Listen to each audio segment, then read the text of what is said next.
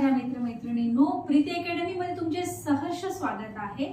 आज जो आपला टॉपिक आहे हा खूप जास्त महत्त्वाचा आहे। आज मी सोशल सायन्स हा विषय घेऊन आली आहे आणि त्या विषयामध्ये मी हिस्ट्री याचा क्लास 8 यामधलं जे सामाजिक व धार्मिक प्रबोधन आहे या इयत्तेचा हा एक म्हणजे पार्ट मी इथे घेऊन आलेली आहे, जो आपल्या पेपरच्या दृष्टीने फार महत्त्वाचा आहे। बघा, लक्ष द्या। आता कसं आहे की सामाजिक आणि धार्मिक प्रबोधन मध्ये भरपूर सर्वे होते। त्याच्यामध्ये ब्राह्मण समाज आहे, प्रार्थना समाज आहे, सत्यशोधक समाज आहे। सगळ्या समाजाबद्दल म्हणजे सगळ्या याच्याबद्दल त्यांनी माहिती दिलेली आहे।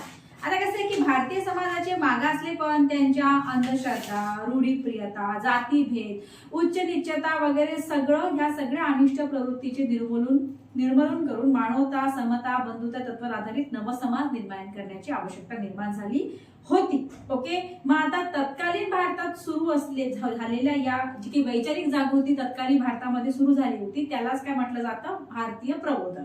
ठीक आहे, मग आता हे जे धर्म सुधारणा व समाज सुधारणेचे पर्व आहे त्यामध्ये सर्वप्रथम ब्राह्मण समाज बद्दल आपण माहिती बघू। बघा, सर्वप्रथम बघा की राजा राममोहन रॉय यांनी ब्राह्मण समाजाची स्थापना 1828 मध्ये केली। बंगाल प्रांतामध्ये ब्राह्मण समाजाची त्यांनी स्थापना केली। कोणी? राजा राममोहन रॉय यांनी। ठीक आहे, मग आता यांनी काय केलं की अनेक भाषा व धर्माचा अभ्यास केला। मग यातूनच त्यांनी अद्वैतवादी विचारसरणी विकसित केली। अद्वैतवादी विचारसरणी कोणी विकसित केली? राजा राममोहन रॉय। कोणता समाज, कुठला म्हणजे त्यांनी हे केलं, समाज निर्माण केला, ब्राह्मण समाज निर्माण केली। कधी केली? इसवी सन 1828 मध्ये केली। लक्षात बघा, लक्ष द्या।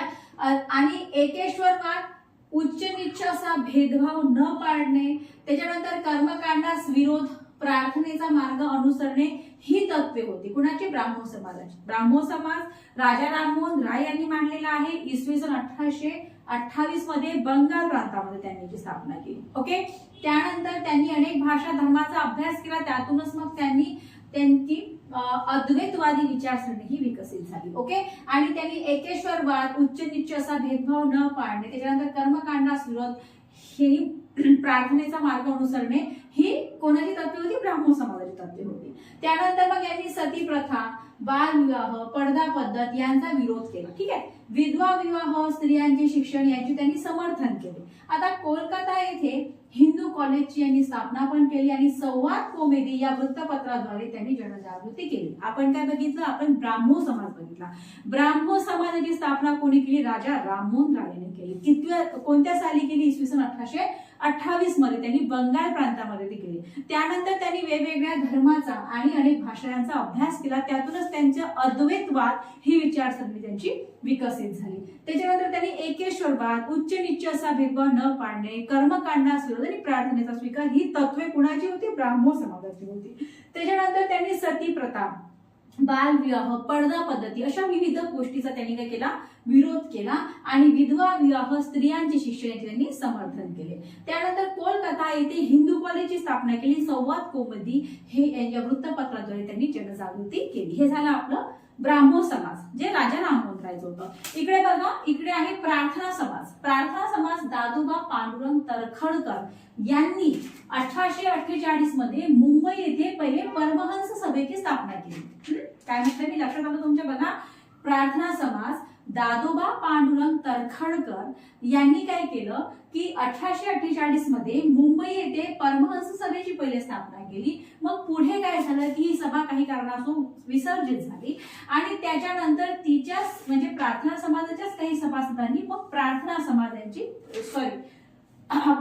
सभेच्या काही सभासदांनी प्रार्थना समाजाची समाजस्थापन केले। आता दादोबाचे जे बंधू होते ना, दादोबांचे जे बंधू होते डॉक्टर आत्माराम पांडुरंग, हे प्रार्थना समाजाचे तेव्हा काय होते? पहिले अध्यक्ष होते। लक्षात ठेवायचं, दादोबा पांडुरंग हे जे होते, दादोबा पांडुरंगाचे जे भाऊ होते आत्माराम पांडुरंग, हे प्रार्थना समाजाचे पहिले अध्यक्ष होते।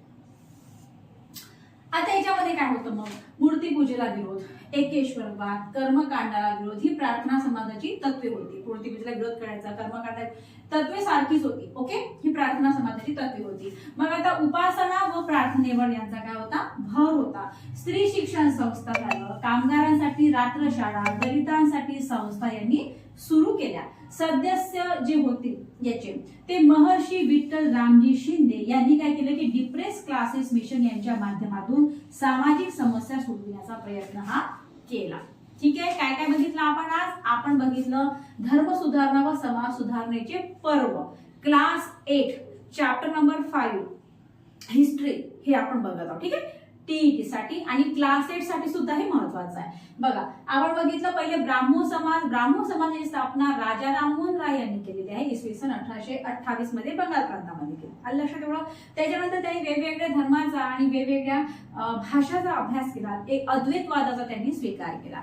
त्याच्यानंतर मग एकेश्वरवाद, उच्च नीच असा भेदभाव न पाडणे, कर्मकांडास विरोध आणि प्रार्थनेचा मार्ग अनुसरणे ही काय झाली यांची तत्वे होती ब्राह्मो समाजाची. त्याच्यानंतर मग त्यांनी सती प्रथा, बालविवाह, पडदा पद्धत हे सर्व त्यांनी विरोध केला या गोष्टीला आणि त्यांनी विधवा विवाह, स्त्रियांचे शिक्षण या गोष्टींनी समर्थन केले.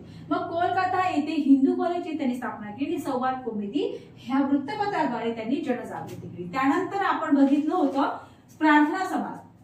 दादोबा पांडुरंग तरखडकर यांनी काय केलं, 1848 मध्ये मुंबई येथे परमहंस सभेची स्थापना केली. मग पुढे ही सभा काय झाली, विसर्जित झाली. विसर्जित झाल्यानंतर तिच्याच काही सदस्यांनी मग प्रार्थना समाजाची स्थापना केली. दादोबा पांडुरंग तरखडकर यांचे भाऊ आत्माराम पांडुरंग हे प्रार्थना समाजाचे पहिले अध्यक्ष होते.